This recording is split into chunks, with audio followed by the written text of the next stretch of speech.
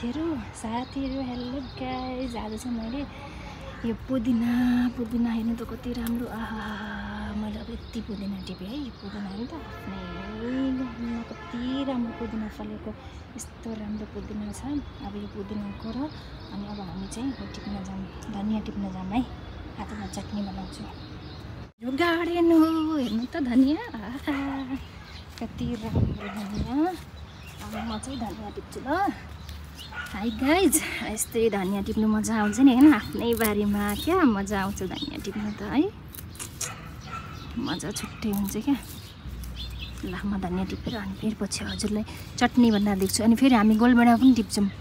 गोलभेडा भनेको चाहिँ त्यो के भन्छ अरे, टमाटर। हामी टमाटर पनि टिप्छौँ ल। यो चाहिँ गोलभेडा टमाटर हैन, भइसकेको छ, खत्तम भइसक्यो। टमाटर पनि के भयो यस्तो भइदिरहेको छ। अनि हामी चाहिँ टमाटर अब चाहिँ टमाटरहरू टिपेपछि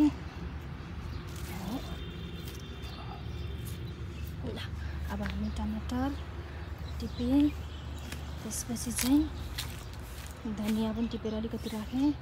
उता लसुनहरू प्याजहरू भइरहेछ, त्यो पनि पछि त्यो पनि ल। यो चाहिँ हाम्रो गार्डन।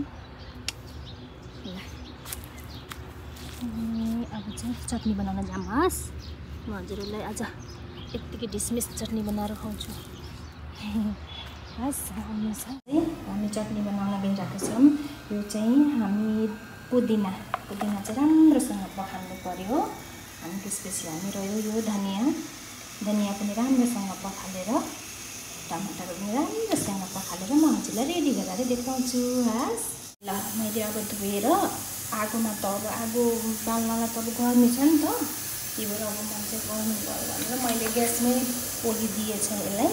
अनि यसलाई पोलिदिएपछि ल राम्रोसँग पोलेर अनि हामी चाहिँ अब लसुन रेडी पारौँ। अनि त्यसमा चाहिँ टिमुर रेडी पारौँ। हस् अनि हामी चाहिँ यो सिद्रालाई पनि हल्का फ्राई गरेर मास, किनकि सिद्रा थोरै राखेर हल्का टेस्ट पनि आउँछ।